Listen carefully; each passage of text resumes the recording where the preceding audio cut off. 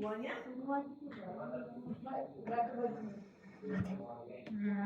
Enak semuanya, amati semua. Ya, dan jadi mampu, kemudian ini ya, mampu melakukan pemantauan paparan dan dosis radiasi. Jadi nanti ada pemantauan paparan itu apa sih? Kalau ada radiasi di, misalnya di udara gitu ya. Nah kalau dosis radiasi misalnya radiasinya sampai nempel ke kita gitu ya, nempel ke kita, kita kena radiasi entah eksternal atau internal. Kemudian mampu melakukan verifikasi keselamatan radiasi, kemudian mampu memanfaatkan sumber radiasi secara aman dan selamat. Jadi nanti kalau Anda belajar alat ukur radiasi ini, outcome-nya ini. Jadi outcome-nya tuh, kalau outcome tuh enggak, kan kalau output tuh hasil gitu ya. Jadi misalnya kalian ujian, kemudian lembar jawaban kalian itu adalah output. Outcome-nya apa? Misalnya kalian nanti punya sikap, misalnya dengan mengetahui radiasi, kalian akan lebih hati-hati. Ketika ada radiasi, kalian membawa alat ukur radiasi, punya sikap seperti itu, gitu ya. Nah itu outcome, ya. Kira-kira bayangannya. Kemudian nanti tujuan pembelajaran ini setelah mengikuti atau setelah belajar materi ini, nanti Anda mampu menguraikan kegunaan alat ukur radiasi. Ini kompetensi secara dasarnya, secara umumnya. Jadi mampu menguraikan kegunaan alat ukur radiasi ini paling sederhana lah ya. Ya, silakan. Kemudian indikator keberhasilannya, nanti Anda bisa membedakan kuantitas, energi, dan dosis radiasi. Kemudian bisa menyebutkan mekanisme deteksi radiasi. Bisa menjelaskan prinsip kerja detektor isian gas, detektor sintilasi, dan semikonduktor. Jadi nanti di sini terlihat bahwa ada 3 macam jenis detektor. Kemudian nanti bisa menjelaskan karakteristik detektor isian gas, sintilasi, dan semikonduktor. Kemudian membedakan kegunaan dosimeter perorangan, surveimeter, serta monitor kontaminasi. Kemudian nanti bisa menjelaskan konsep kalibrasi dan kegunaan faktor kalibrasi alat ukur radiasi, ya. Bisa menguraikan prinsip kerja dosimeter saku, Filembert, TLD, dan RPLD. Kemudian menyebutkan karakteristik dosimeter saku, Filembert, TLD, dan RPLD. Kemudian nanti bisa menguraikan langkah penting dalam operasional penggunaan dosimeter. Banyak ya? Banyak ya, udah kelihatan banyak ya? Oke, kita masuk ke nanti di sini ada pokok bahasannya tuh ada prinsip pengukuran radiasi, kemudian jenis detektor, dan alat ukur proteksi radiasi. Nah ini sih kalau untuk apa? Ini untuk jadwal pelatihan ya. Ini materi jadwal pelatihannya kira-kira seperti ini. Tapi untuk kalian jadi ini Anda lihat ya, ini 45 menit kali 2 tuh berarti tambah 10 menit satu kali pertemuan ya. Berarti kira-kira ada 30 menit. Makanya kalau bisa misalnya materi ini selesai kira-kira 2 jam gitu ya, jadi saya ngambil 1,5 gitu. Jadi yang kemarin belum terganti, saya cicil dulu setengah jam, itu minggu depan setengah jam lagi gitu ya cicilnya. Ya misalnya ini apa, tapi nanti kalau kelihatannya rumit butuh ini ya udah nanti capek ya udah nanti kita istirahat ya. Nah sekarang kita masuk prinsip pengukuran radiasi.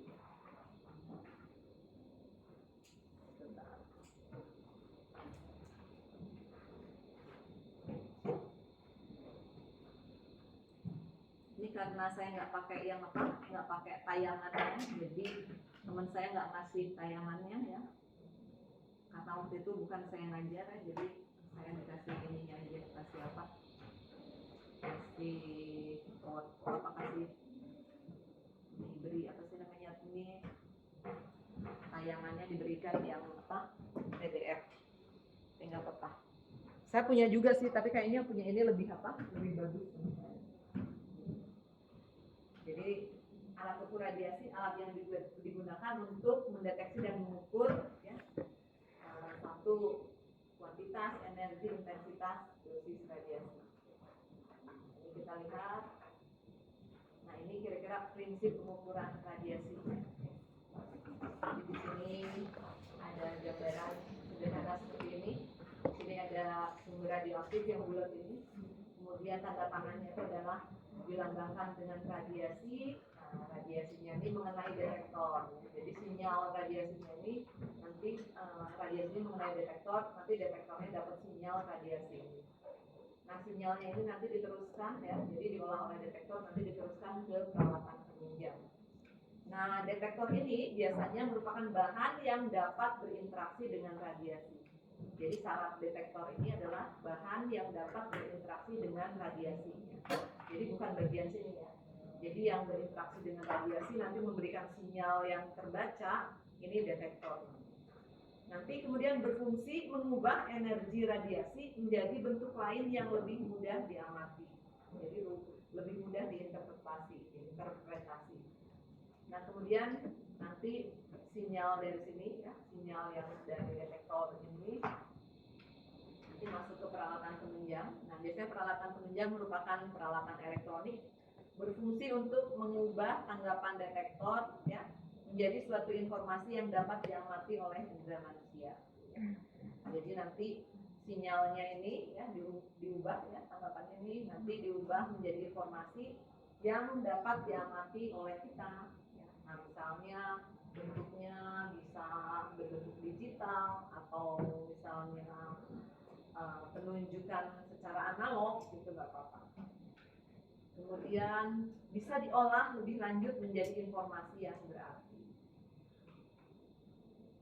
Nah, kemarin kan saya sudah bilang soal ini ya, prinsip pengukuran radiasi terkait dengan besaran dan satuan ya, diulang lagi ya.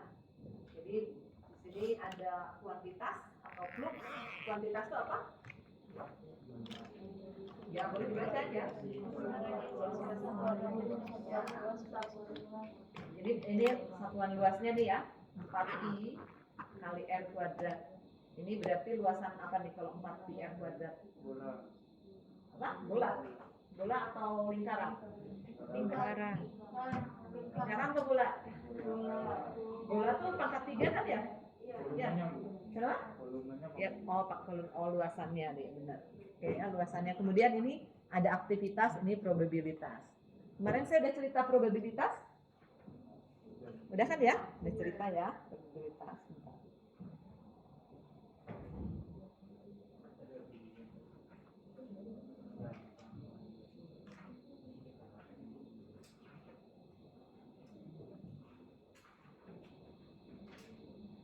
Kemudian terkait dengan energi ya.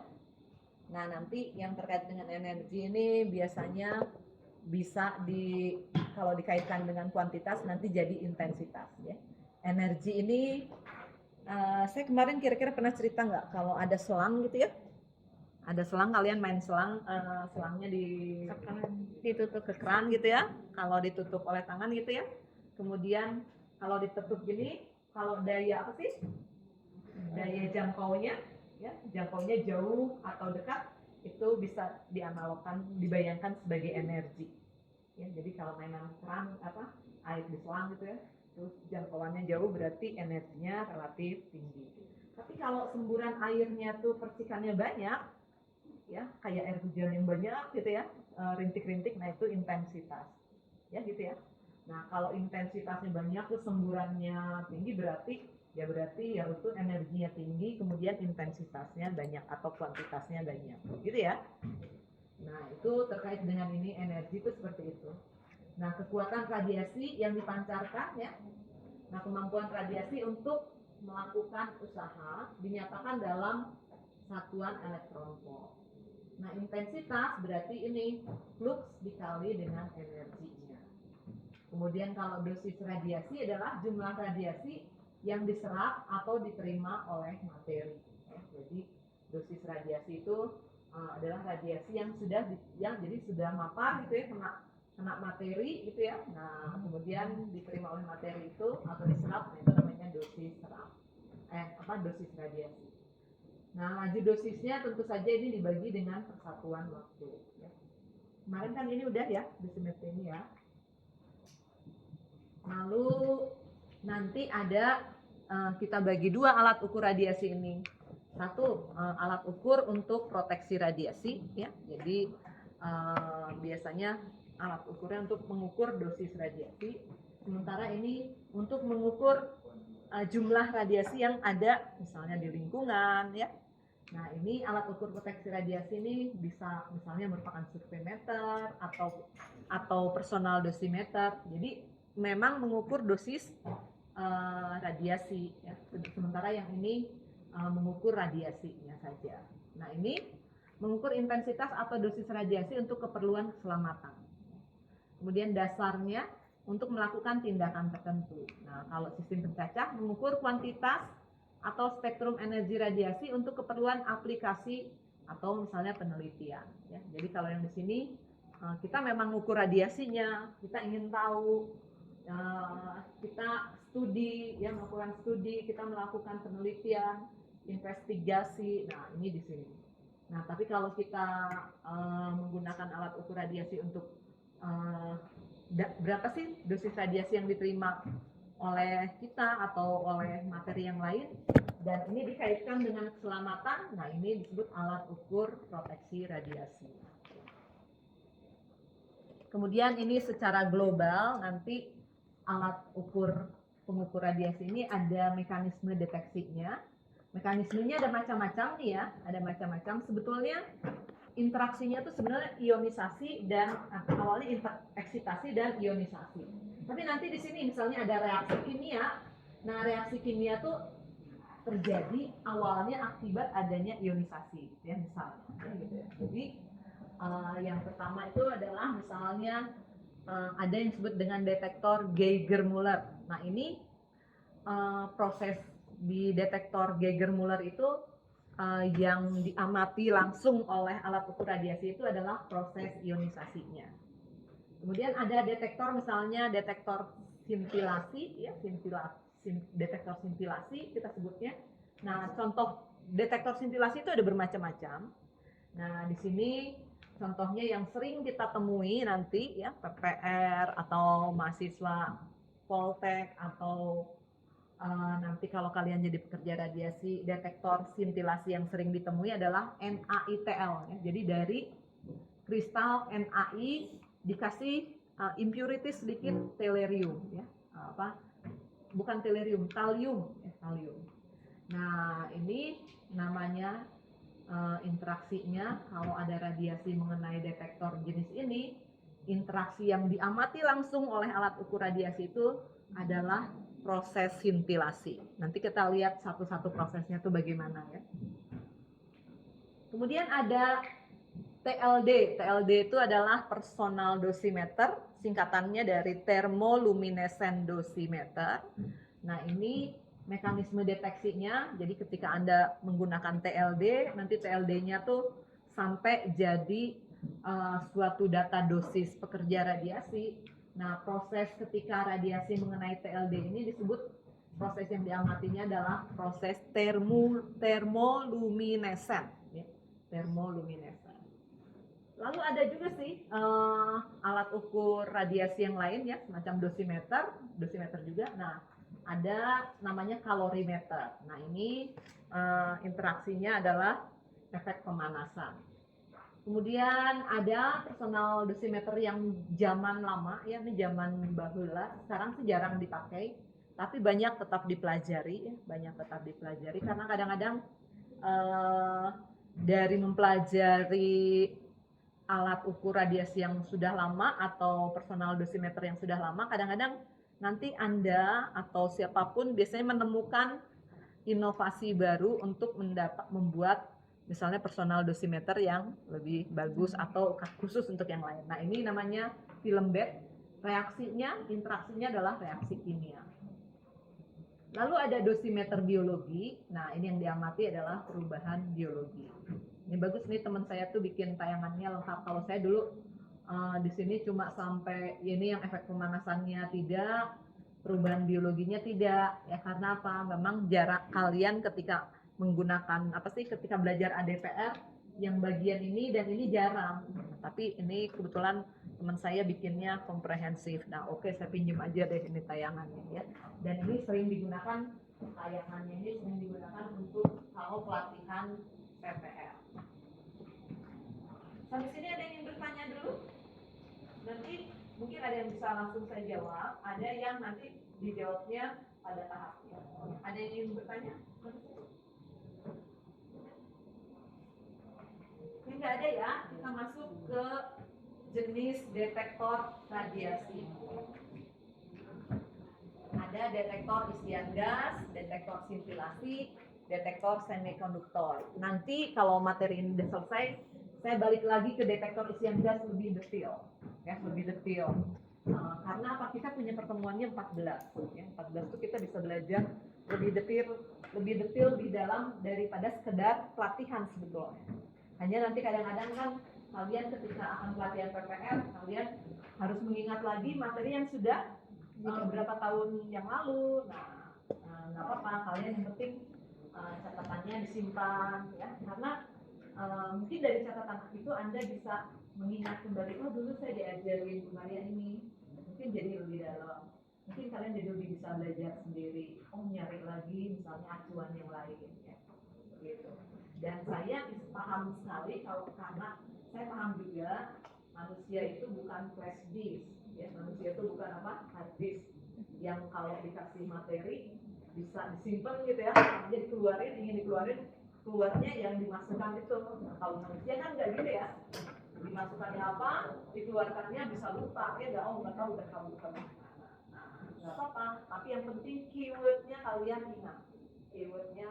Kalau keywordnya kalian ingat, zaman sekarang kan gampang, mudah, tinggal nyari apa? Nyari di Google lagi, nyari di diskusi-diskusi apa, diskusi-diskusi mana ya, misalnya kalau kalian pernah dengar Kaskus nggak? Masih ada ya Kaskus? Masih ada, misalnya Quora gitu-gitu bisa ya, research gate gitu-gitu. Jadi kalian boleh menggunakan apa, fasilitas untuk diskusi seperti itu, untuk nanya macam-macam, ya. Jadi kalian kayak apa sih? Kalian kayak berinteraksi dengan orang luar, jangan hanya apa? Dengan orang Poltek aja, ya enggak? Kalau dengan orang luar kalian pasti ngomongnya nggak bahasa Indonesia kan? Misalnya ya kalau Kaskus bahasa Indonesia lah, ya dan gitu ya ngomongnya, dan min apalagi momot tuh moderator, min itu admin, terus nanti gan gitu istilahnya bahasa Kaskus. Oke, kita masuk ke detektor isian gas ya. Nah, ini detektor isian gas tuh polanya seperti ini. Jadi ini di sini ada tabung ya, ada tabung. Tabungnya sebenarnya enggak transparan gini ya. Biasanya ini jaketnya atau penyelubungnya itu adalah dari logam ya, dari logam bisa aluminium ya. Jadi enggak kelihatan di dalam sini. Nah, di sini ditaruh anoda. Nah, sementara bagian luarnya itu sebetulnya adalah katodanya. Kemudian di dalamnya ini ada gas. Gas apa? Gasnya harus gas inert. Ya, paling enggak misalnya gas inert tuh yang paling sering Anda temui misalnya apa gas inert yang kalian kenal? Argon. Tahu kamu gas inert apa ya? Enggak tahu. Data engine tahu gas inert itu apa saja? CU? Gas inert apa? Krypton, oke. Hidrogen ya, hidrogen sering banget ya, kita sering menggunakan. Tapi untuk detektor jarang menggunakan hidrogen, jadi banyaknya argon ya. Jadi argon tuh lumayan bagus untuk detektor, karena kan ini bukan hanya sekedar untuk apa sih, untuk alat yang murahan ya, tapi ini alat sering dipakai, tapi harus berkualitas. Nah, jadi ini jeliknya gas argon. Jadi kemudian di sini ya ada katoda dan anodanya tuh dihubungkan dengan apa sih? Sumber apa? Sumber listrik lah ya. Sumber listrik, di sini ada potensial listrik. Nanti bisa diukur ininya arusnya. Ada diukur arus listriknya. Arus listriknya bagaimana bisa ada arus listrik? Nah, kita lihat. Jadi Jadi di sini ada gas, kemudian di sini ini yang tanah ada ininya sih, regi-reginya itu Pak, lekuk-lekuknya itu ya, tanda tangan yang ada gelombangnya itu dilambangkan sebagai radiasi. Jadi kalau ada radiasi masuk ke tabung ini ya, detektor isian gas ini, atau sering disebut juga kamar isian gas ya. Jadi ada detektor masuk ke kamar ini, maka nanti gasnya akan terionisasi. Lalu alat ini perlu diberi apa tadi? Diberi potensial listrik, karena kalau enggak nanti si ion-ion yang sudah jadi molekul gas yang sudah terionisasi ini nanti ClBK keluar. Nah, kalau ClBK nggak bisa diukur arusnya ya.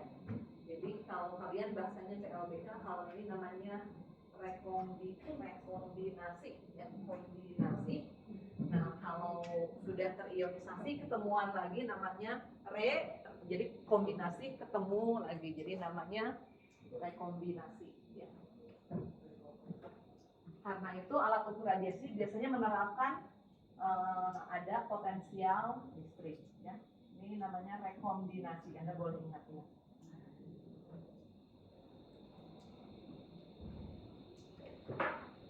Jadi kan ada radiasi ini akan mengionisasi ya. Ada bagian-bagian yang negatif, ada yang bagian-bagian positif. Nanti yang negatif kemana? Ya, yang positif ya. Jadi nanti ngalir ya si elektronnya di sini nanti diukur. Nah, oke, nanti dibalikan lagi. Nah, ini potensial listriknya harus terus menerus ya. Kalau diberhentikan ya udah, berarti walaupun detektor itu kena radiasi, dia nggak akan ada sinyal, karena apa? Pasti nanti ClBK lagi kan gitu. Jadi sinyalnya ada kalau ada potensial listrik. Jadi nanti kalau ditanya kenapa detektor itu harus diberi potensial listrik, ya agar sinyalnya nanti terbaca. Sinyalnya terbaca karena ada apa? Ada aliran listrik atau aliran elektron. Dari mana ya? Dari anoda ini ya. Kan elektronnya ke sini. Nah, gitu ya. Berarti sih berarti kalau semuanya aliran listriknya itu tidak cukup kuat juga bakal menyebabkan. Ya, kalau terlalu kecil juga. Ya, biasanya cukup ini. Jadi nanti butuh baterai berapa gitu ya. Kalau dia tergantung manualnya. Manualnya alatnya tuh nanti dikasih baterai aja. Ada juga sih kalau zaman sekarang model dicas gitu ya. Ada juga. Atau ada juga yang detektornya nanti ya udah ke sumber listrik ya. Kita lihat ini prinsipnya. Jadi radiasinya bisa radiasi gamma, radiasi partikel alfa atau beta.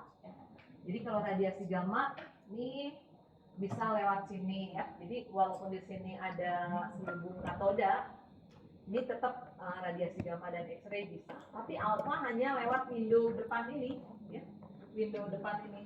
Makanya window yang bagian depan ini biasanya dibuat ya, kalau bentuk detektor seperti ini ya, bentuk detektor seperti ini, windownya itu dibuat windownya tuh tipis, misalnya dari mica atau lebih tipis lagi, sehingga alfa dan beta bisa masuk. Kalau detektor yang ini diharapkan untuk bisa mengukur alfa dan beta. Kalau tidak ya, kalau anda misalnya bikin atau vendor yang bikin ini nggak akan untuk alfa beta, ya udah ininya berarti nanti windownya dibuat tebal juga, berarti hanya untuk mengukur X-ray dan gamma. Jadi kalau mau alfa dan beta ini dibuat tipis bagian sini. Nah, kalau tipis resikonya apa? Ya mudah robek, mudah pecah ya. Nah, biasanya dikasih tutup pelindung gitu ya. Kemudian ini ya, sampai kalau pembacaan ya, seperti ini ya. Nah, ini jenis-jenis bentuknya ya, bentuk dari detektor isian gas macam-macam ya, ada yang seperti ini, ada yang seperti ini. Nanti kalian kalau lihat ingin lebih banyak lagi mungkin di internet, mungkin di YouTube ada ya. Nah, sekarang prinsipnya. Walaupun minggu depan saya ulang lagi, tapi paling tidak ini prinsip yang dasarnya.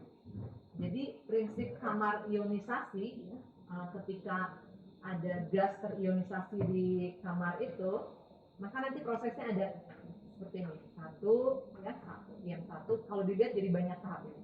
1, 2, 3, 4, 5, 6. Ya. Nah di sini daerah-daerah apa sih? Daerah di sini daerah rekombinasi nih. Jadi kalau yang si artinya voltage supply-nya belum dinaikkan ya, jadi kalau hanya kecil ini cenderung pertemuan tuh ion-ionnya ya. Jadi ini daerah rekombinasi. Kemudian di daerah sini ini daerah ion chamber, daerah-daerah terionisasi. Biasanya mulai terionisasi tapi belum naik secara signifikan ya. Jadi mulai terionisasi ini. Kemudian di sini ada kenaikan yang signifikan. Nah, ini disebut dengan proportional counting region. Jadi ini nanti jumlah HP yang di-apply-kan ya, yang digunakan, yang dipakai untuk detektor itu nanti akan setara dengan charge collected ya. Jadi artinya muatan ion yang terjadi. Kemudian di daerah sini udah mulai, di sini kan garis lurus ya, proporsional dan lurus. Tapi kalau di sini udah mulai melengkung ya, ini melengkung. Ini dari sini tuh daerah ya perubahan. Ini saya nggak terbaca nih tulisannya, tapi dari daerah perubahan dari proporsional ke Geiger region. Nah ini daerah yang datar namanya Geiger region. Nah ini setelah HP-nya lebih dari sini, nah ini daerah breakdown. Jadi kita membatasi detektor isian gas ini jangan terlalu tinggi juga. Jadi ini adalah batasan HP untuk detektor isian gas. Jadi kalau Anda menerapkan ini, nanti rusak detektornya. Ya, jadi semua alat ukur listrik kan, ya semua peralatan listrik bisa diterapkan HP, tapi HP-nya itu terbatas kan ya. Jadi jangan terlalu besar ya. Ya, misalnya rice cooker atau oven gitu ya enggak. Mereka si oven itu biasanya udah disetting ya, nanti kalau dari listrik itu HP-nya nggak boleh tinggi. Jadi nggak ada kalau detektor tuh nanti ada alat untuk tombol untuk menaikkan HP. Misalnya kalau detektor isian gas ini biasanya batasannya nggak sampai 1000-an gitu. Nanti ada detektor yang jenisnya HP-nya lumayan tinggi, bisa 3000-an. Nah kalau detektor isian gas batasannya ya paling tinggi 1000-an ya di sini tuh, atau 909 berapa gitu ya. Nah, ini daerah-daerah HP Geiger-Müller ya. Jadi ini daerah Geiger-Müller ya. Kita lihat ini ada yang misalnya merah dan ada yang biru. Kalau yang biru apa nih kira-kira? Dibaca nih. Alpha ya. Kalau yang merah? Beta. Kalau gamanya mana? Ya, gamanya nggak digambarkan ya. Nanti minggu depan saya carikan gambar yang gamma ya. Bentar ya.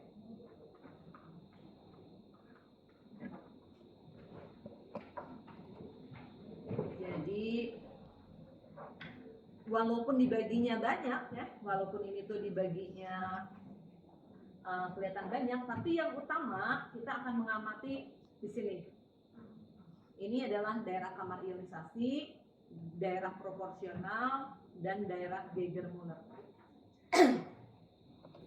Sehingga nanti detektor isian gas ini bisa dibuat subdetektor, jadi bisa dibuat ini jenisnya detektor isian gas, tapi yang tipe misalnya kamar ionisasi, ya.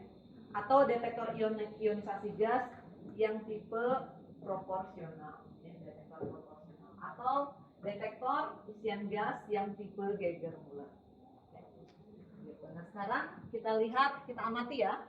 Nanti mungkin kadang-kadang saya carikan ini atau minggu depan. Jadi kita lihat ya, yang kalau di sini di daerah ini misalnya alfa dengan beta, bisa kelihatan nggak bedanya? Masih ada ya, tapi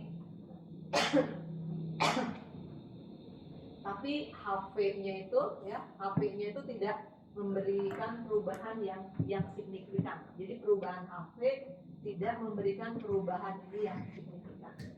Nah, kalau jenis yang nantinya detektor proporsional, alfa dan beta jelas-jelas bisa dibedakan. Terus voltage-nya dirubah, maka nanti muatannya ya, charge collected-nya atau yang terionisasinya, partikel-partikel yang terionisasinya juga akan setara dengan voltage yang dinaikkan. Nah, kalau yang ini alfa dan beta nggak kelihatan, gabung semua. Ya. Geiger-Müller itu tidak bisa membedakan alfa atau beta atau X-ray atau gamma. Ya, jadi hanya untuk ini untuk radiasi total aja. Kecuali kalau kita misalnya udah tahu ini sumber alfa, ya kita akan bilang itu memang benar-benar dari alfa ya, dari ukur oleh Geiger-Müller. Kalau ada alfa, beta, gamma, kita nggak bisa bedakan alfanya berapa, gammanya berapa. Jadi yang bisa membedakan alfa, beta, atau gamma atau X-ray itu di daerah sini ya, proporsional. Gitu ya, yang paling bisa membedakan. Sampai sini ada yang ingin tanya? Ada yang ingin tanya? Kan tadi jangan khawatir, ini saya masih dikenalkan dulu secara umum. Nanti lebih dalam, kalau lebih dalam ya resikonya lebih kompleks, lebih hitungan-hitungan ada di situ ya. Kalau ini maksudnya masih prinsip. Nah, kita belajar terkait dengan detektor isian gas ini. Yang ini given aja dulu ya, given. Misalnya karakteristiknya. Nah, ini konstruksinya yang tadi digambarkan di depan itu ya, yang misalnya seperti ini. Nah, ini dinyatakan dibandingkan dengan alat-alat ukur radiasi yang lain. Nah, jenis seperti ini itu disebut dengan konstruksi yang sangat sederhana, ya, tidak kompleks. Jadi karakteristik detektor isian gas konstruksinya sangat sederhana, gitu ya. Dicatat bagian-bagian ini, jadi nanti Anda tahu membedakan bahwa detektor isian gas itu punya karakter yang gimana, ya. Ya, satu adalah konstruksinya sangat sederhana. Kalau konstruksinya sangat sederhana, akan murah nggak? Murah. Kan konstruksinya sederhana, ya nggak? Iya. Lebih murah kan? Ya relatif gitu ya. Kita nggak usah bilang murah atau mahal, tapi relatif. Walaupun di sini disebut murah, ya kalau kalian beli detektor sendiri mahal, beli sendiri ya GM ya lumayan lah, 10 juta ya nggak? Yeah. Nah, jadi makanya saya bilang relatif murah, karena apa? Nanti dibandingkan dengan detektor yang lain. Kemudian sifat yang lain adalah efisiensinya rendah. Maksud efisiensi rendah itu gimana? Kira-kira gini ya. Jadi misalnya ada radiasi ini ya, ini ada radiasi, ya. Ada radiasi. Itu settingan apa sih? Layar dengan papan tulis, gitu ya. Jadi ini radiasi nih, kemudian ini detektor saya buat gini ya. Nah, ini yang tertangkap oleh ini ya. Kalau ada radiasi ini relatif enggak besar, jadi relatif rendah dibanding misalnya nanti kalau ada detektor lain gitu ya, detektor lain yang misalnya saya gambar beginilah ya, ini lebih kompleks, dia menunjukkan konstruksinya lebih kompleks. Detektor lain apa belum tahu kita yang baru. Nah, yang ini tuh misalnya yang nyampe di sini hanya gini ya, nanti kalau yang ini mungkin gitu ya, jadi kalau detektornya seperti ini dia bisa gini. Jadi artinya tuh nyampainya lebih banyak atau menangkap radiasinya lebih banyak. Nah, itu disebut dengan efisiensi. Ya. Jadi kalau kan ada orang yang misalnya sensitif terhadap sinar radiasi gitu ya. Kalau lihat matahari itu udah langsung matanya pedih-pedih. Nah, kalau yang matanya pedih-pedih itu berarti efisiensi menerima radiasinya lebih rendah, ya, lebih rendah dibanding yang lainnya gitu ya. Misalnya siapa itu ternyata kalau berjemur melihat matahari aja masih kuat. Nah, itu berarti daya daya menerima radiasinya tinggi. Nah, itu analog yang biar gampang di ini aja. Sebenarnya kan kita nggak boleh ngelihat apa radiasi matahari langsung kan ya. Ya silakan. Itu yang mempengaruhi dia bisa menangkap radiasi lebih banyak itu apa ya? Nantinya ya minggu depan saya ceritakan kalau ada materi. Jadi nanti ini tuh misalnya seperti ini ya. Kalau detektor isian gas ini ya. Ini gasnya lihat. Ini gasnya kan ini gas. Dan kemudian nanti saya bandingkan ada yang disebut dengan detektor sintilasi. Detektor sintilasi itu di sininya tuh ada materi apa kristal. Ya. Materi kristal saya anggap ini semuanya kristal kayak gini ya, materi kristal. Nah sekarang kalau ada radiasi gini yang mengenai yang sifatnya gas dengan yang padatan, kira-kira radiasinya berinteraksinya lebih banyak yang ini atau ini? Ini padat, ini gas. Kira-kira mana? Yang padat ya? Iya. Jadi ini detektornya maksudnya tuh sensitif terhadap radiasi. Ya. Jadi begitu kena radiasi dia berpendar gitu, ya. Pendar, luminesen, fluoresen, itu namanya pendar. Cari di Google. Kalian kuliah dengan saya boleh mengeluarkan HP, tapi jangan chattingan terus. Boleh kali-kali chatting, tapi kalau saya ngomong kalian boleh boleh langsung Google apa maksudnya Bu Maria ngomong gitu ya. Misalnya kalian pernah melihat tasbih ya, tasbih yang kalau di tempat ditaruh di siang hari kena radiasi sinar gitu, terus malam-malam di tempat gelap nah itu warna sinarnya itu namanya pendar. Ya, tasbih yang tasbih dari bahannya tuh yang mengandung fosforensi.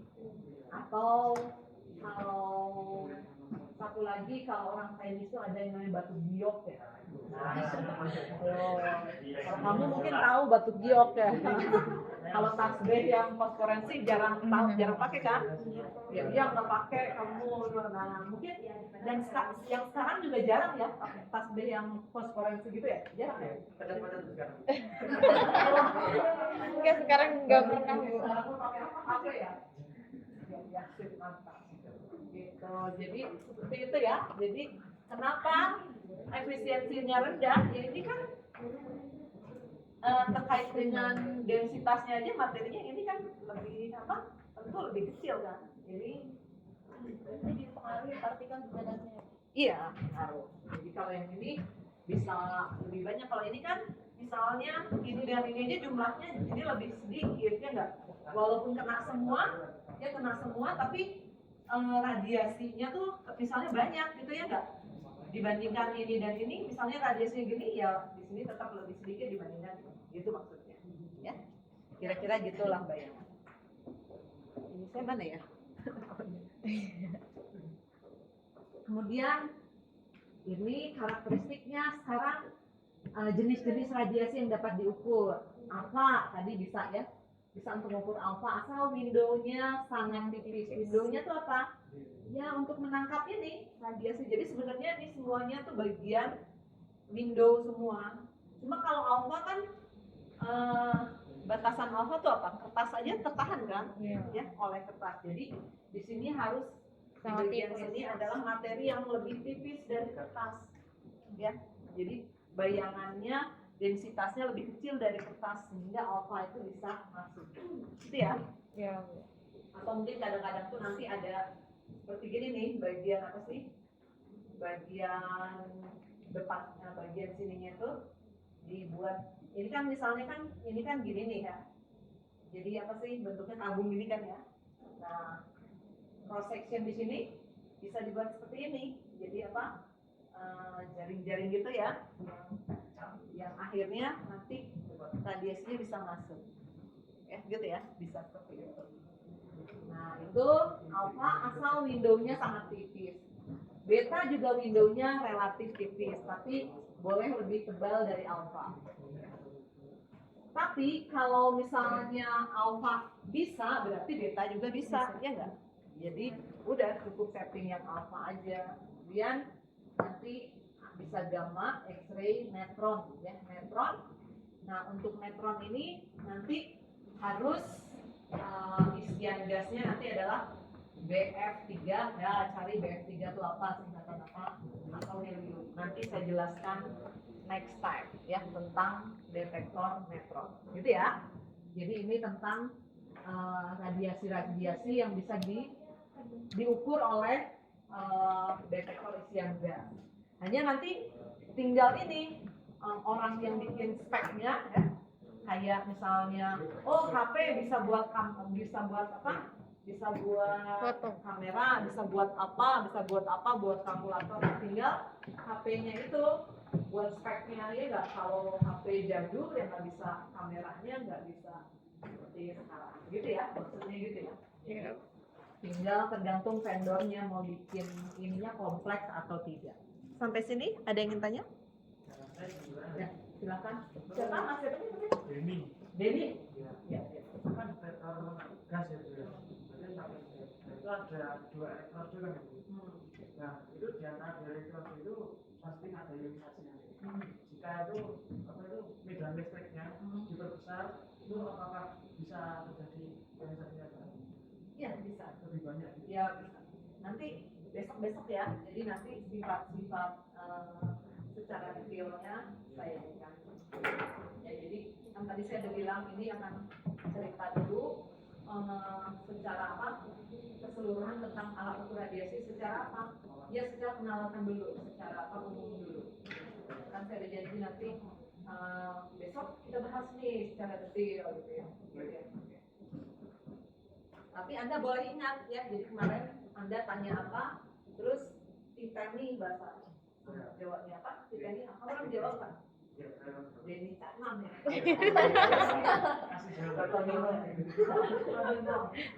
Ya apa? Jadi kira-kira gitu ya. Jadi kalian kalau bertanya pada saya sambil Nitani, tahu nggak artinya Nitani? Siapa orang? Kamu orang mana? Oh Kalimantan.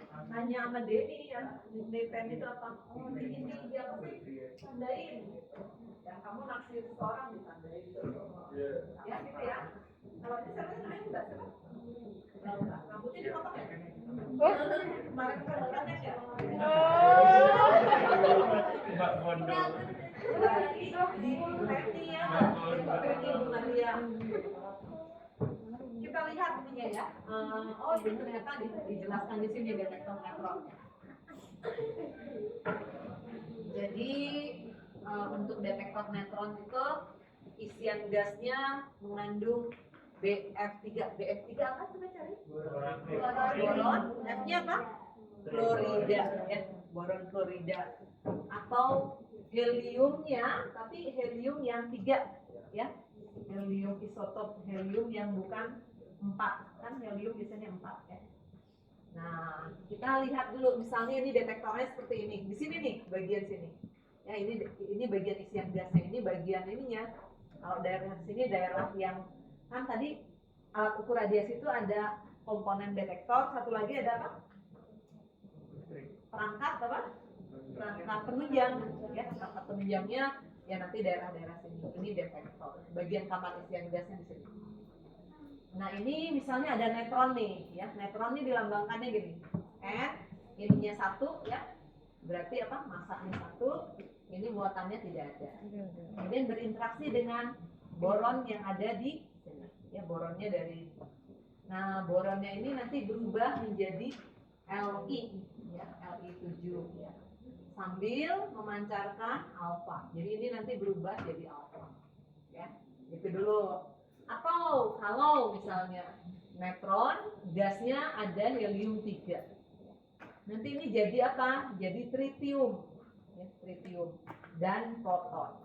Nah, sekarang kita lihat di sini ada alfa dan ada proton. Ya, jadi ini bukan gabung ya, tapi misalnya ini bisa isinya ini atau ini, gitu ya.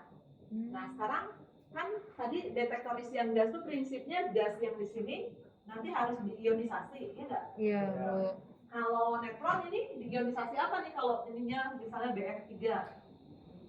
Ini diionisasi oleh apa? Gasnya ini? Kalau reaksinya seperti di atas begini, diionisasi oleh apa? Ingat partikel yang bisa mengionisasi, yang daya ionisasinya paling besar siapa? Nah, jadi ini kan ada di sini. Jadi misalnya bayangannya ini ya, ini radiasi nih ya, di sini ada DF berapa? DF3 ya. Boronnya itu nanti jadi alfa gini kan ya. Nah, alfanya ini kena gasnya, ya enggak? Kena gas si apa? Kan yang ininya tuh boronnya, terus ini gasnya F3. Nah, ini nanti alfanya ini kena gas yang sambungan dari DF3 ini, maka gas-gasnya ini nanti akan terionisasi karena alfanya itu. Gitu ya? Cukup jelas? Jadi ini prosesnya seperti bertahap. Sama ini juga proton, ya, proton ini yang akan nanti mengionisasi ini, ya. Atau nanti jadi proton dan alfa ini daya ionisasinya. Sampai sini cukup jelas? Ya. Oke, kita masuk ini. Jadi detektor isian gas sudah ya, secara umum ya. Tadi detektor isian gas isinya apa saja di dalamnya? Prinsipnya ada apa? Gas apa? Gas isian ya. Kalau yang untuk X-ray, gamma, alpha, beta, gasnya isinya apa? Argon, ya bisa argon. Terus kalau neutron isinya tidak atau helium. Nah, kemudian nanti gasnya terionisasi jadi apa? Enggak. Kalau gasnya terionisasi jadi apa? Jadi ion negatif dan ion positif. Lalu ion negatif kemana? Ya ke anodanya dulu, nggak usah jarum dulu ya kan? Nah, nanti kalau anodanya itu mengalir ya, banyak elektronnya kan nanti bisa, kalau ada jarum, kalau analog nanti jarumnya gini gerak ya. Tapi kalau digital ya nggak akan apa, nggak perlu ini, nanti dirubah aliran elektronnya itu dirubah menjadi sinyal-sinyal yang digital. Jadi biasanya nanti ada ADC, istilahnya analog digital converter. Jadi analog dirubah menjadi digital. Gitu ya. Oke, ada yang mintanya? Sekarang kalau tadi detektor isian gas bisa mengukur untuk apa? Untuk radiasi apa saja? Alpha, tapi window tipis, beta dan gamma. Kalau yang alpha syaratnya harus gimana? Window tipis. Ya, windownya sangat tipis ya. Sekarang kita masuk ke detektor sintilasi. Detektor sintilasi ini minggu depan juga minggu depan saya tampilkannya dalam buku teks yang kayak kemarin itu, buku teks yang misalnya saya menampilkan apa sih, ada inti gitu ya, buku yang esensial gitu ya. Ini dulu. Jadi di sini ada radiasi, ya, ada radiasi, kemudian berinteraksi dengan materialnya, ya, dengan materialnya. Materialnya ini bagian sini ini, di sini sering disebut dengan, kalau di sini namanya scintillating crystal. Scintillating crystal itu sama dengan material yang disebut dengan scintillator. Jadi nanti material ini biasanya bentuknya bening tapi berpendar. Warna pendaran itu artinya ini warna gini juga boleh disebut berpendar gini. Warnanya itu apa? Terang, terus apa? Bercolok, bercahaya gitu ya. Boleh biru, boleh merah gitu ya.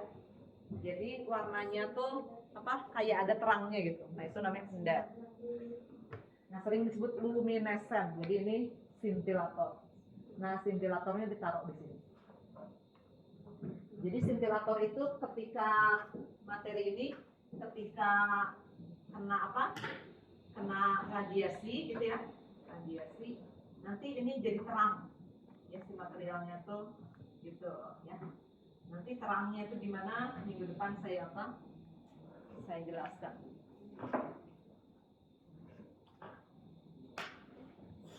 Ya, jadi terang gitu. Jadi apa? Swing gitu ya maksudnya.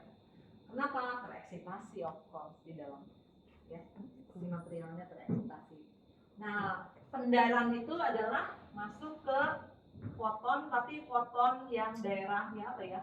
Antara UV dan cahaya ya. Jadi UV phase ya, antara UV phase. Ya, jadi ada radiasi berinteraksi, nah ini mengeluarkan cahaya, gitu ya. Jadi foton yang jenisnya cahaya. Nah, kemudian biar dirubah jadi elektron, ya, biar dirubah jadi elektron. Nah, ini nanti si scintillatornya ini harus diberi suatu material yang disebut dengan fotokatoda, ya. Fotokatoda, katoda tapi untuk foton. Jadi foton itu ini foton, radiasi cahaya juga disebutnya foton, karena foton itu adalah tidak bergelombang gitu, tidak bermuatan, ya, tidak bermuatan dan elektromagnetik sifat. Ya. Cuma ini fotonnya berarti ini daerah ini nih lebih energi yang lebih rendah, panjang gelombangnya berarti lebih tinggi. Ya. Nah berarti ini dengan fotokatoda yang didekatkan dengan fotokatoda. Nanti fotonnya ini berubah menjadi, kalau dengan fotokatodanya ini gunanya merubah foton menjadi elektron. Ya. Jadi mengubah sinyal foton menjadi elektron. Jadi di sini nih ada yang tipis biru ini, ya. Biru yang mungkin ini sebetulnya optical coupling grease, oke lah nggak apa-apa. Di sini ada si fotokatodanya ini nih yang hitam ini, ya. Fotokatodanya hitam jadi elektron. Nah elektronnya itu tidak terlalu banyak, ya, masih lemah. Karena itu elektronnya butuh di multiply, jadi butuh dilipat gandakan. Ya. Nah kita menerapkan yang disebut dengan PMT, photo multiplier tube. Ya. Photo multiplier tube. Ya kita buat tube ini berarti. Ya. Di sini katoda, fotokatodanya. Jadi elektron awalnya 1. Atau boleh 2 ya, pokoknya sedikit lah elektron. Nah di foto multiplier tube tuh ada dinode, ya, dinode, ya, ada dinode. Ini biasanya setiap dinode nih, lihat ya, yang bentuk lengkung ini dinode 1, dinode 2, dinode 3, 4, 5, 6, tinggal tergantung PMT-nya mau kompleks apa, dinodenya sebanyak apa. Nah, jadi berarti nanti ini elektronnya dimasukkan ke dinode 1 ya. Nanti ini dinode 2, 3, 4 dan seterusnya. Ini jarak-jaraknya tuh antara 90 volt ya. Jadi setiap dinode itu ininya voltasenya 90. Lihat ya ininya.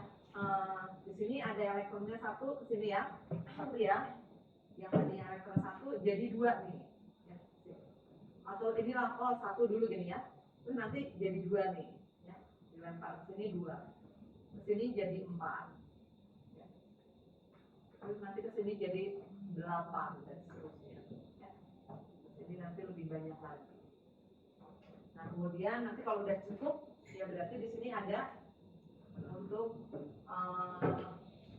elektronik sinyalnya, ya anode. Nah berarti nanti di sini udah elektronnya tinggal dihitung sebagai aliran listrik. Gitu ya? Cukup jelas? Ya silakan. Banyaknya dinode itu berpengaruh terhadap besarnya detektor. Ya, tergantung mau canggih apa mainnya. Berarti makin canggih makin panjang. Iya, bisa. Ya, tinggal tergantung kayak HP gitu ya. HP mau kameranya berapa Pak? Bisa banyak besar. Makin ini, gitu ya. Makin ini makin apa sih? Makin mudah, makin apa tuh? Makin cepet gitu loh Pak kerjanya. Kira-kira gitu prinsipnya. Oke, jadi di sini nanti ada elektron kasar. Jadi ketika dirubah ke sini, Jadi elektron-elektron yang kelompok-kelompok elektron gitu ya, berkas-berkas elektronnya. Sampai sini cukup jelas? Ya, silahkan Denny lagi. Itu kan energinya dari 2 menjadi 4 Ya kurang-kurang nggak persis 2 gitu ya. Oh iya. Yang melipat gandakannya kira-kira gitu. Di gambar ibu di papan tulis itu tegangannya 90 volt ya? Ya kira-kira bisa 90 bisa 100. Di setiap dinode itu sama. Iya dinaik-naikkan. Jadi misalnya kalau di sini berapa gitu ya, misalnya awalnya 90 nanti di ini. Jadi begitu ini dikasih 90 jadi ini menerapkannya jadi kalau di sini ya 1 ada 3 ya berarti 90 kali 3. Oh, lipat terus. Ya. Gitu. Tapi bukan di sini ininya. Jadi artinya ininya PMT-nya ya udah di sini 90 jadi nanti punya ada berapa dinode ya berarti nanti sekian elektron volt gitu ya. Bu, yang dukung putus-putus itu apa ya? Mana? Yang putus setelah Mana? setelah foto katode. Oh ya ini tuh menunjukkan apa sih ya? Menunjukkan berkas elektronnya. Ya gitu ya. Izin ke Ya silahkan. Ada lagi? Mas siapa? Saya udah hafal Denny. Ini Mas siapa? Renaldi, oke. Renaldi yang kemarin kamu WA saya ya. Ya, gimana udah besok jadi datang dan Budita? Jadi tapi hanya Oh iya, Budita nya dapat dulu namanya. Mau wisuda ya? Untuk wisuda. Saya nggak ikutan soalnya saya disertasi saya tertunda terus kalau ini dengan apa Sabtu ngajar, saya Sabtu tuh ngajar, pengennya ikutan apa kan alumni apa yang itu tuh kali ibu ikut dong kita foto dulu jadi nanti lah kita ke studio deh soalnya kayaknya ya gitu ya. Oke, lanjut ke penal gimana ibu itu pasti bisa kayak di video ya. Bentuknya kayak di note ya di note atau diode di note ya di note gimana itu nanti bentuknya atau apa wujudnya itu kayak elektron aja aliran elektron yang kan elektron tuh nggak ada cahaya atau apa gitu elektron aja listrik gitu ya gitu ya lanjut ya kita nanti akan belajar satu terkait dengan nantinya ujung-ujungnya kita karakteristik ya ngelihat karakteristik kita lihat ini dulu material sintilator tuh bisa berbentuk padat bisa berbentuk cair akan menghasilkan percikan cahaya. Tadi ada yang istilahnya bisa disebut pendaran cahaya, bisa disebut percikan cahaya, ya, bila dikenai radiasi pengion. Jadi ada istilah nanti luminescent, ya, boleh, pendaran cahaya boleh, percikan cahaya boleh. Itu bahasanya sama. Jadi si ventilator itu kalau kena radiasi akan menghasilkan ini. Ini ventilator itu bisa berbentuk padat atau cair. Tapi untuk detektor ini biasanya menggunakannya padat. Nanti yang cair ada. Nanti kalau kita punya waktu lebih luang gitu ya. Jadi 14 kali pertemuan itu ternyata ada 2 kali pertemuan. Saya bisa cerita lagi alat ukur yang lebih kompleks. Itu biasanya untuk penelitian ada namanya liquid scintillation LSC ya. Masnya siapa namanya? Pernah di PT Kamar ya pakai LSD ya. Nah ini foto multiplier tadi yang bagian ini yang ada di nodanya mengubah percikan cahaya yang dihasilkan menjadi pulsa listrik. Sebenarnya bukan mengubah percikan cahaya tapi PMT itu adalah melipat gandakan elektron. Yang mengubah itu prinsipnya adalah fotokatoda. Gitu ya. Nggak apa-apa ini kan dari orang lain yang membuat, tapi kalian sebetulnya begitu. Ya, jadi di PMT itu ada fotokatoda. Jadi kalau fotokatoda ini masuk PMT ya udah benar berarti ini konteks ini benar. Ya, gitu ya. Sampai sini ada yang ingin tanya?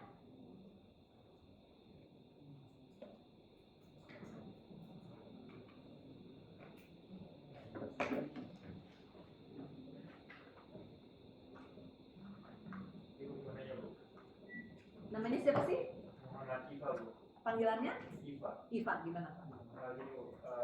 Pas di LSG itu kan saya pakai senjata saya. Terus ini di pembahasan laporan saya senjata saya itu yang saya pakai itu sensitif sama cahaya.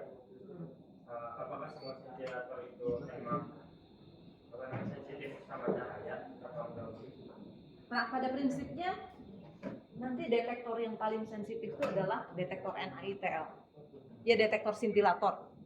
Jadi sintilator itu adalah yang saya sebutkan tadi, ada detektor apa saja? PCR gas, sintilator, semikonduktor. Sintilator itu adalah detektor yang paling sensitif. Jadi memang kalau ada cahaya, ada radiasi memang paling. Ya gitu ya. Gitu dulu, ditahan dulu. Kenapa? Biar saya kemana-mana. Ini nanti kalau kita kemana-mana nggak nyampe gitu ya nggak? Nggak nyampe tujuannya. Jadi kalau kalian naik gunung gitu ya nggak? Ternyata ini misalnya naik gunung Sumbing gitu, terus melihat itu kan Sindoro, terus kita sana dulu yuk. Ya, jadi naik Sumbing kan ya. Ke Sumbing nggak jadi, Sindoro lebih jauh lagi ya. Sumbing itu dekat Sindoro ya. Ini kan? Sumbing dekat Sindoro. Ya kan ini ya, kayak apa? Kayak Merapi dengan Merbabu ya. Padahal jauh Merapi sama Merbabu. Cuma kalau dari gambar kelihatannya apa? Deketan, padahal jauh. Dia udah naik gunung. Oke ya. Kita lihat sebenarnya prosesnya itu di sintilator itu seperti apa. Ini tulisannya enggak, ini di sini itu ada pita valensi dan di sini ada pita konduksi. Ya, di sini ada pita valensi dan ada pita konduksi. Nggak jelas kita. Biar nggak ini ya. Nah, di sini kita lihat ya.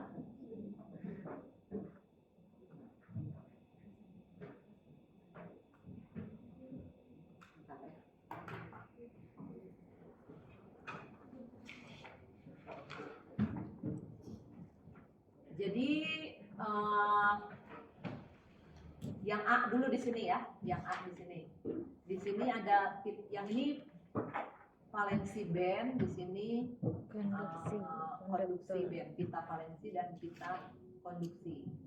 Nah kemudian nanti di sini itu ada energi gapnya, ya energi gapnya. Jadi kan ini kalau detektor tuh kalau misalnya ada suatu material ya, material tuh biasanya ada ini pita konduksi, ini valensi. Nah di sini tuh jaraknya walaupun kelihatan jauh sebenarnya nggak jauh-jauh banget gitu. Nah kalau materialnya itu ininya nggak ada jaraknya sering disebut apa? Konduktor. Ya nggak? Ya. Materialnya itu kalau nggak ada gapnya ini loh, nggak ada delta energinya, ya nggak ada jaraknya, itu konduktor. Kalau terlalu jauh banget, isolator. Nah, biasanya ini untuk material-material yang apa sih? Material-material ini, material detektor ini tetap ada delta E-nya, ada jaraknya. Nah, kemudian nanti biasanya ada radiasi ya, ada radiasi mengenai si material ini ya, material sintilator ini. Maka nanti ada yang ini ya, ntar dilihat ininya tuh. Kalau di sini lumayan jelas.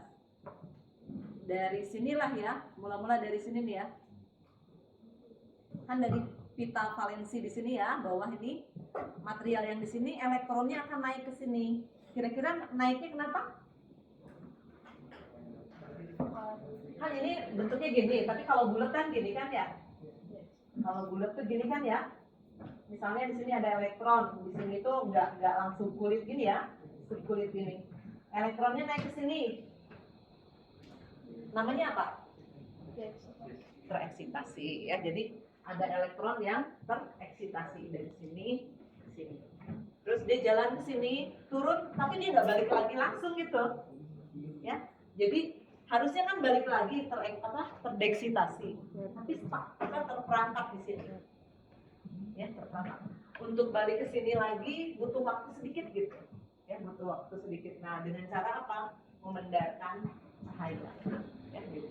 Biasanya dikasih energi dulu apalah ya, tapi saya nggak jelasin itu. Kenapa nanti saya jelaskan di misalnya energi pemicunya tuh bisa panas gitu ya, bisa panas, bisa apa, tapi bisa juga hanya apa sih namanya perbedaan voltase gitu ya, kira gitu. Jadi yang tadinya di sini bisa balik lagi. Dengan cara apa? Dia nanti mengeluarkan apa? Cahaya. Ya gitu ya. Itu yang nahan kristalnya itu. Yang nahan. Iya di kristalnya itu. Jadi di kristal nih. Kristal itu ketika kena radiasi ada elektron di orbitalnya yang tereksitasi. Eksitasinya enggak. Jadi enggak eksitasi ke orbital di sini. Ya. Eksitasinya tuh sebenarnya gini. Kalian kalau di UV vis atau di instrumentasi kimia pernah belajar pita-pita gitu nggak? Kan kalau gini kan orbital, kalau ini kan orbital unsur gitu ya. Nah, kalau ininya materialnya itu banyak gitu ya, materialnya banyak gitu ya. Nah, nanti ini tuh jadi kelompok gitu ya, jadi kelompok unsurnya tuh nanti ada kulit yang seperti band gitu. Ya, jadi kayak ini ngumpul gini ya, misalnya gini. Nah, ini tuh nanti seolah-olah kayak bikin gini kulit bayangan kan ya. Jadi ini materialnya banyak ya. Nah, ini yang di sini kita valensi, yang di sini konduksi. Gitu ya. Itu orang-orang analis, benar-benar analis kimia biasanya yang pada tahu. Ya, gitu. Nah, ini di sini tuh kayak ada elektron juga nih. Elektronnya naik ke sini. Ya ini tuh band pita gitu. Nah, nanti pindah ke sini itu namanya tereksitasi juga. Nah, tereksitasi gini kan ya. Harusnya kan dia langsung balik ke deksitasi. Tapi dia terini dulu di sini, stuck dulu, diam dulu sedikit gitu waktunya. Terus nanti dari sini baru turun ke sini. Tapi kan ini udah turun kan energinya. Nah, ini bedanya adalah bukan memancarkan X-ray tapi foton yang apa? Yang cahaya ini. Gitu ya. Ya, kira-kira gitu dulu. Oke, nanti minggu depan saya ini lagi. Jadi seperti itu bayangannya. Kita lihat. Elektron pada pita valensi menyerap, jadi di sini nih menyerap energi radiasi. Ya, anggap di sini ada radiasi. Gitu ya. Atau di sini. Ya. Elektronnya menyerap energi radiasi terus pindah ke pita konduksi. Ya. Kemudian dipancarkan radiasi sinar X ya. Oke, sinar X. Kemudian tapi dia tuh nggak langsung ke sini, ya, nggak langsung ke sini. Untuk unsur aktivator menggeser panjang gelombang sinar X. Kemudian biar benar-benar nanti turun ke bawah, nah ini butuh radiasi yang dipancarkan berupa sinar tampak. Jadi nanti butuh apa ya? Jadi kalau termoluminesen TLD itu butuh energi, jadi pemicunya biar jadi terdeksitasi. Gitu ya? Kira-kira gitu dulu. Kalau kalian kepo, kalian boleh bisa dari sekarang nyari di YouTube atau apa. Terus kalian menangkapnya apa, minggu depan menjelaskan ulang lagi, nanti nilainya, poinnya lebih dapat poin keaktifan lebih kayak Denny, siapa lagi. Denny makin sering nanya, ya makin saya ingat kan, oh berarti nanti Denny itu aktif nih, aktivis ya, gitu ya misalnya. Nah, semua juga di sini boleh siapa Iva ya, siapa Iva panggilannya ya, Iva atau Renaldi, gitu ya. Jadi kalian boleh aktivis di luar juga, kayak Renaldi kan aktif tuh, teman-temannya yuk kita belajar lab gitu bagus tuh, ya gitu. Tapi di kelas juga harus aktif ya. Oke, sampai sini kita ini dulu ya. Kita lanjut dulu ya. Kita kira-kira mungkin sampai jam 11-an ya. Jam 11 saya juga udah capek. Berarti saya udah dapat nabung untuk pertemuan berikutnya bisa dikurangi gitu ya. Jadi nanti misalnya Jumat depan saya ngajar, saya tambahin setengah jam lagi udah 1 jam. Nanti kurang setengah jam gitu lagi ya. Jadi saya nggak perlu kelas khusus buat kalian nantinya. Kalau minggu depan ada waktu seperti itu. Kalau nggak ada ya berarti nanti saya masuk di kelas khusus ganti 1 jam gitu ya.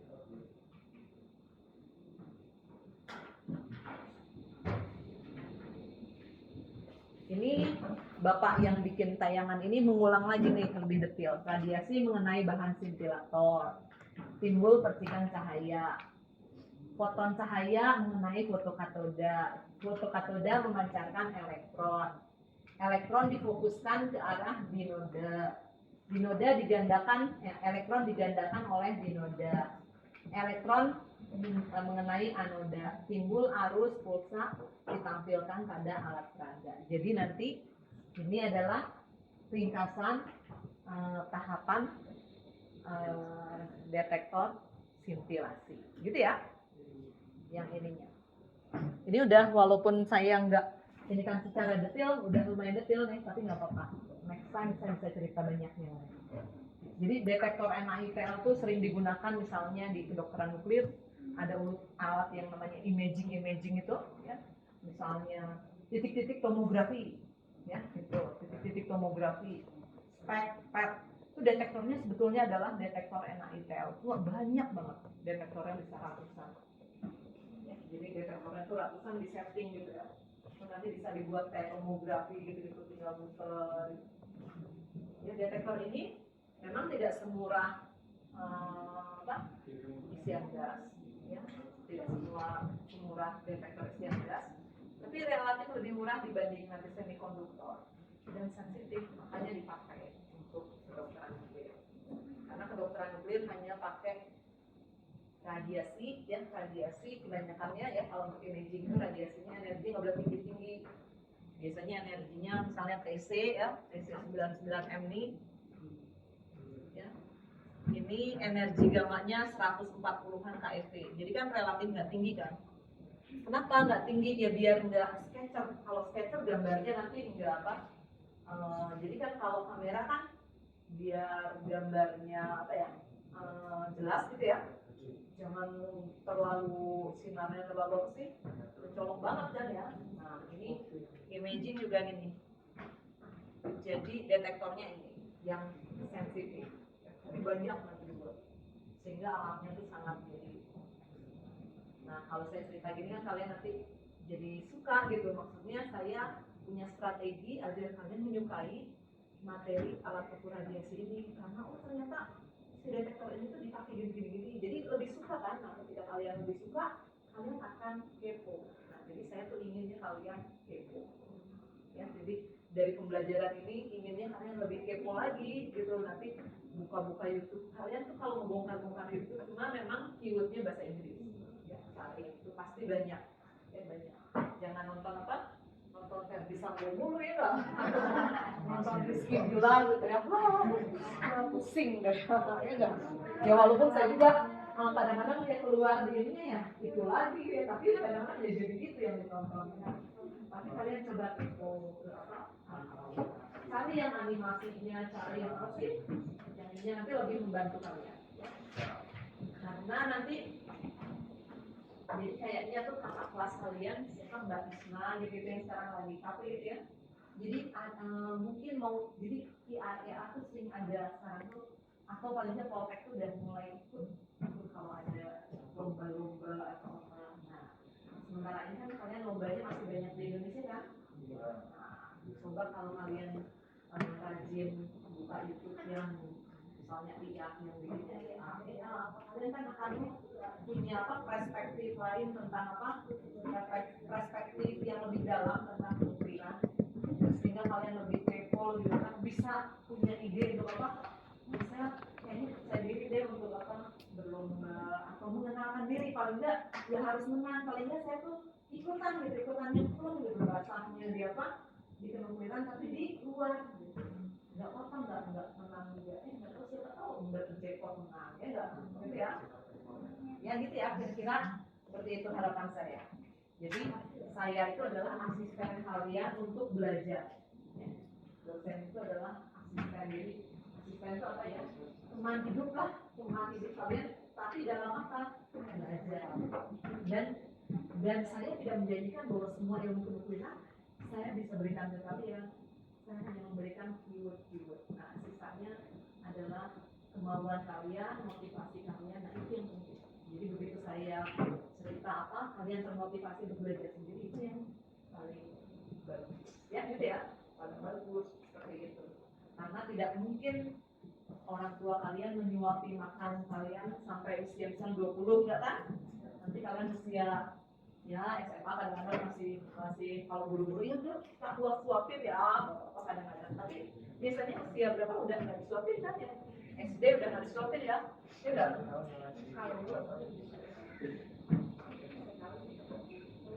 Sekarang kita masuk ke detektor yang lain ya. Jadi ada detektor, oh di sini yang apa sih, yang karakteristiknya belum diomongin ya. Jadi tadi itu enggak, si bapak ini berarti kelewat nih yang karakteristik. Oh iya ini, sorry. Efisiensinya tinggi, responnya sangat cepat, konstruksinya rumitnya dibanding mana? Dibanding apa? Yang isian gas. Tapi nanti detektor semikonduktor sebenarnya sama rumitnya juga ya paling tidak. Tapi ini masuk ke rumit lah konstruksinya. Efisiensinya tinggi ya tadi saya bilang ya. Karena apa? Dia kena radiasi itu ini banget apa ya? Langsung kalau kalian misalnya bisa apa diomongin dikit langsung baper gitu. Itu baper nih si ventilator ya. Mudah apa kena radiasi dikit mudah nih. Jadi efisiensinya tinggi dan responnya cepat. Ya, responnya ini yang kita sebut baper. Efisiensinya ya dibanding ini ya enggak sedikit gitu ya. Kemudian di sini jenis ventilatornya. Yang paling banyak kita gunakan adalah NaITL untuk radiasi gamma dan sinar X. Ya. Jadi yang paling apa sih nanti sederhana Anda bisa dilihat di lab instrumentasi nuklir di lantai 4. Kalau kalian praktikum, udah mulai praktikum? Belum. Jadi nah, kemudian ada juga detektor ZNS yang di impurities di apa? Ditambahin Ag sedikit. Nah, ini untuk alfa dan beta. Ya. Kemudian ada LI ya. Jadi ini tuh sebenarnya tayangannya awalnya pasti tulisannya nggak putih, cuma dipindah-pindah terus bisa jadi putih kan ya. Jadi ada lithium yodida gitu ya, lithium yodida di impurities. Jadi biasanya kalau tanda kurung ini, jadi kristalnya ini impurities tuh ditambahin sedikit gitu ya, EU. Jadi lithium, yodium, europium untuk netral. Kalau yang isian gas tadi kan BF3 atau HE3. Kalau ini lithium, yodium, europium. Kemudian ventilator cair untuk beta aktivitas rendah. Bentar ya. Kalau udah sering apa sih ketemu apa interaksi dengan orang itu kan jadi mudah apa ya? Ya udah batuk-batuk, mudah flu gitu kan ya. Walaupun belum tentu COVID ya enggak? Ya Bu. Mungkin Kalau kita selama COVID tuh bener-bener dihindari flu aja nggak, jangan ya. Karena begitu flu ya udah takutnya dikira. Ya, Pak.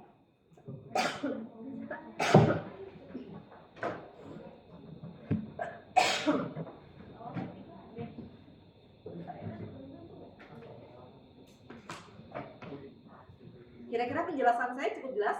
Jelas sejauh ini ya. Ya, silakan.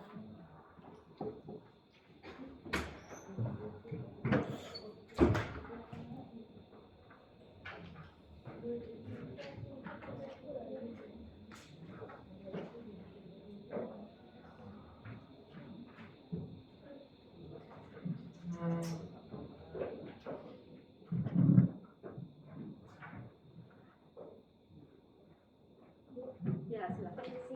Ya. Ogi.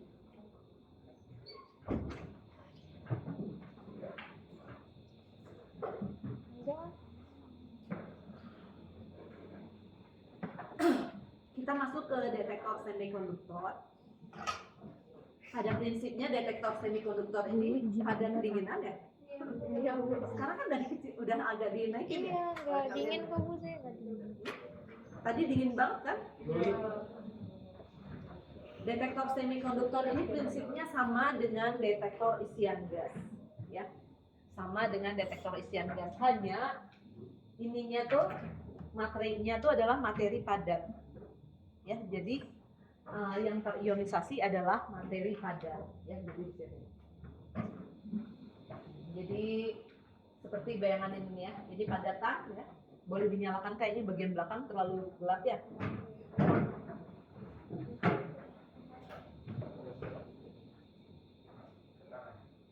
Satu aja deh, satu aja. Nah, gitu, oke. Ya, jadi di sini ada material padat, materialnya semikonduktor. Ya, semikonduktor itu gini, kan tadi saya cerita kalau konduktor itu, ya, kalau konduktor itu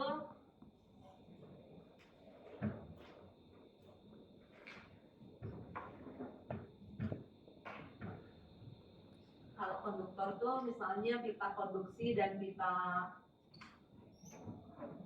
valensi dan pita konduksinya dempetan gini. Jadi tidak ada jarak antara pita valensi dan konduksi. Ini namanya konduktor. Sehingga mudah melewatkan energi ya. Kemudian ada isolator. Kalau isolator ininya tuh jauh banget gitu ya. Ini jaraknya jauh. Kemudian kalau semikonduktor ya tengah-tengahnya itu ya. Jadi ininya ada delta E-nya tapi tidak sejauh isolator. Gitu ya. Nah, itu materi yang semikonduktor. Nah, ini kalau kena radiasi ya, ini radiasi nih. Nah, nanti ini akan terionisasi. Nah, terionisasinya tuh nanti di sini ada elektron, yang positifnya sering disebut dengan hole. Jadi kalau bahasa untuk yang padatan ini ininya adalah hole. Nah, ini nanti kalau bagian ini ya yang kesini itu berarti ini adalah kalau ininya lari ke sini, si yang negatif yang lari ke sini, ini namanya tipe M. Jadi bagian detektor tipe M, tipe negatif. Kemudian yang positifnya tipe positif. Nah, kira-kira nanti di rancangnya seperti ini. Tetap diberi apa sih?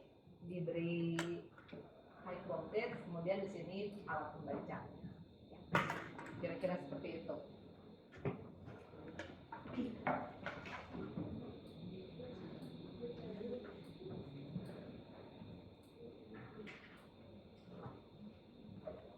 Detektor semikonduktor nanti membahasnya di biasanya bagian-bagian kuliah akhir setelah UTS ya. Jadi agak akhir-akhir pertemuan 10, 11 atau 11, 12 di sana ya. Kita membahas kalian untuk detektor pencacahan dengan sistem pencacahnya. Ya, jadi kalau sistem itu artinya bukan detektor saja, berarti dengan sistem semuanya countingnya gitu ya. Nah, tapi ini sedikit tentang sifatnya. Jadi detektor semikonduktor ini nanti bisa digunakan untuk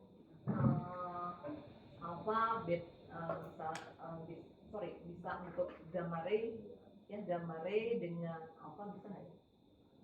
Ya nanti kita lihat ya, gamma ray, X-ray. Nah, kemudian ini bisa untuk berbagai energi ya. Jadi artinya gamma ray itu kan ada sumber gamma tuh bisa terdiri dari bermacam-macam energi, dari energi rendah sampai energi tinggi.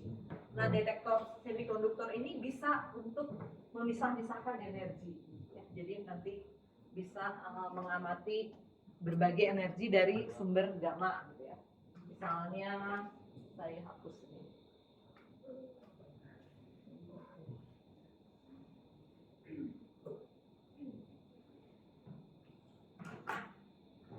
Di sini energi ya, ini satuannya KeV ya. Kemudian di sini intensitas radiasinya. Nah, nanti ini misalnya untuk yang di sini misalnya tengah-tengah tuh energi 600-an lah ya. 600-an di sini ya 1000-an lah di sini ya. 1000-an. Nah, nanti misalnya sumber gamanya macam-macam gitu. Misalnya ada CS, 137, sampul kobalt 60, kemudian misalnya barium 137 juga gitu, terus kemudian apa gitu. Nah, nanti ini bisa apa? Bisa keluar puncaknya masing-masing ya. Misalnya ini punya CS, ini punya barium, nanti kobalt ada di daerah sini 2 gitu ya. Itu bisa sekaligus. Nah, ini puncaknya tuh kalau NaITL ya, kalau NaITL untuk memisahkan misalnya ada sumber radiasi ya, jadi NaITL juga bisa untuk radiasi gamma dari energi rendah sampai agak tinggi. Tapi NaITL itu puncaknya seperti ini. Bahasa Jawanya tuh seperti apa? Udun. Udun tahu Mas Dedi? Udun apa? Jerawat ya? Yang bisul. Udun ya gitu ya. Nah, puncaknya gendut, ini NaITL. Tapi yang enggak apa? HPJE atau semikonduktor ini runcing seperti ini. Nah, ini artinya apa? Bisa memisahkan energi dengan baik. Ya, jadi bayangannya kalau ini hasil tampilan membaca detektor, gitu ya. Kalau semikonduktor misalnya ada yang energi gamma 500-an gitu ya, 500-an. Nanti bisa gabung dengan apa? Dengan yang 600-an, 600 itu CS, yang 500-an misalnya MN. Ya. MN dengan CS itu nggak bisa dipisah. Jadi nanti bentuk gambarnya misalnya gini nih, ya, gitu ya, puncaknya. Jadi gini nih, puncaknya tuh bisa gini nih, ya. Ini kan tidak berpisah kan? Sebenarnya ada 2 puncak, tapi tidak bisa. Jadi ini overlapping gitu. Ya, gitu ya. Ini punya MN gitu ya, ini misalnya punya CS. Itu misalnya untuk NaITL. Tapi HPJE bisa misahkan satu-satu dan bentuknya tuh gini, mirip apa? Garis-garis gini, ya. Jadi kelebihan HPJE itu adalah daya pisahnya tinggi, ya, atau resolusi, ya. Jadi kalau rekombinasi tadi ketemuan, ya, istilahnya ketemuan apa? Bertemu kembali. Resolusi itu bisa, ya, daya pisah. Konstruksinya rumit. Dan ini rentan mudah rusak. Jadi harus apa sih? Kalau nanti Anda bekerja dengan detektor semikonduktor, benar-benar harus hati-hati karena mudah rusak, rentan. Kemudian jenis detektornya, ya, jenis detektornya HPJE untuk radiasi gamma, ada silikon litium untuk sinar X. Ada sawar muka bahasa Indonesiakannya surface barrier untuk alfa dan beta. Ini diterima dulu aja, ya, gitu dulu. Nanti kalau bingung ya nyari di apa? Di Google dulu kalau ingin cepat. Itu ya. Ini kira-kira gambaran skema semikonduktor, ya, dari surface barrier. Saya nggak terlalu maksudnya tuh jarang menekuni yang detektor surface barrier, banyaknya HPJE, ya, banyak apa. Ini yang HPJE ya. HPJE itu high pure germanium. Nanti saya ceritakan kalau dulu detektor semikonduktor tuh jelly, jadi germanium lithium. Sekarang HPJE, nanti kelebihannya seperti apa setelah UTS ya. Jadi ini bentuknya seperti ini, kompleks ya. Ini ada di lab yang radio lingkungan di mana? Di tapi detektornya nggak kelihatan. Ada di dalam ya, di dalam. Karena apa? Nggak boleh detektornya dilihat-lihat gitu. Makanya karena apa, detektornya rentan. Ya. Jadi kalau ingin tahu ya berarti Anda buka-buka di apa? Itu. Misalnya itu tuh vendornya Baltic gitu ya, Baltic apa BSI gitu.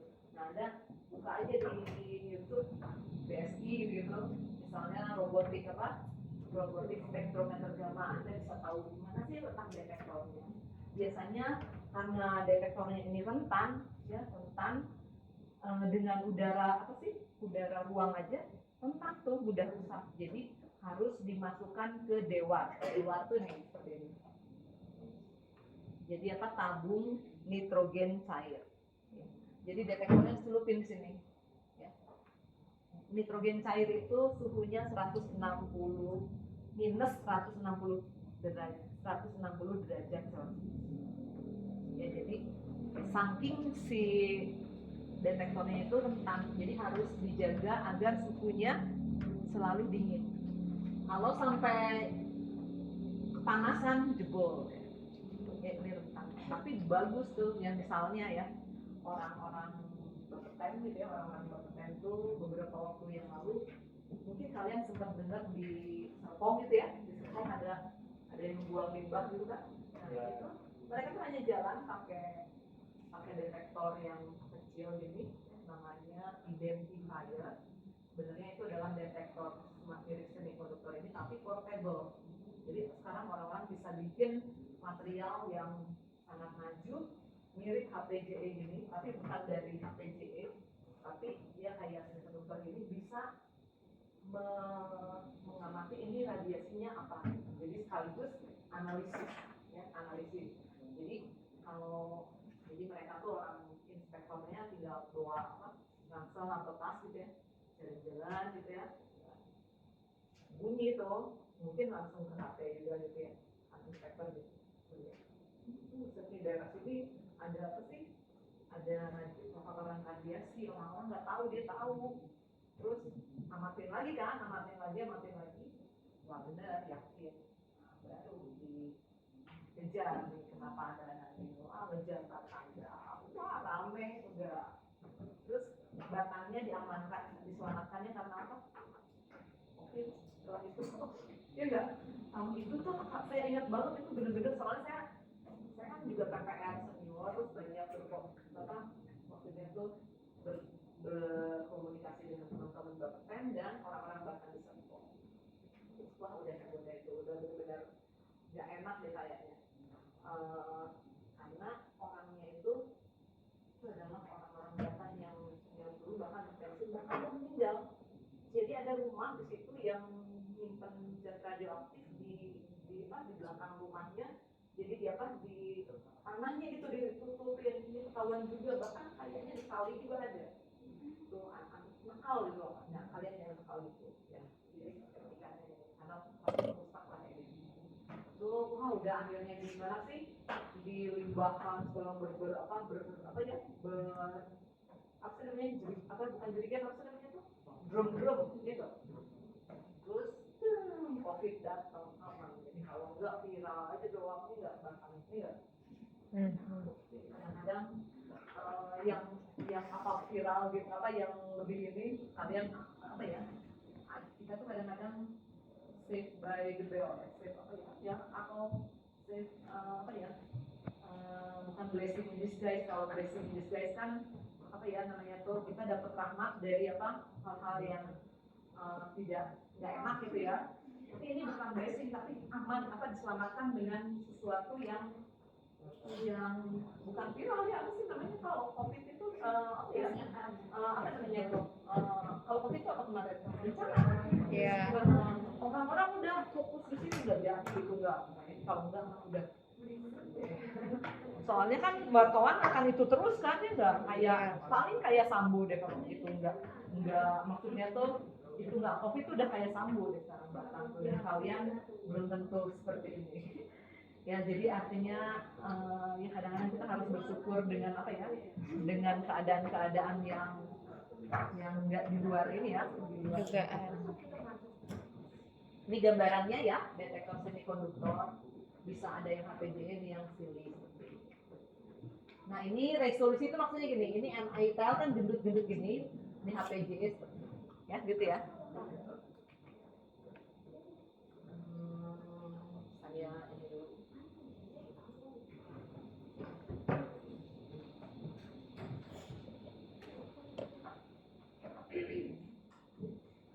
Bentar dikit lagi ya. Iya.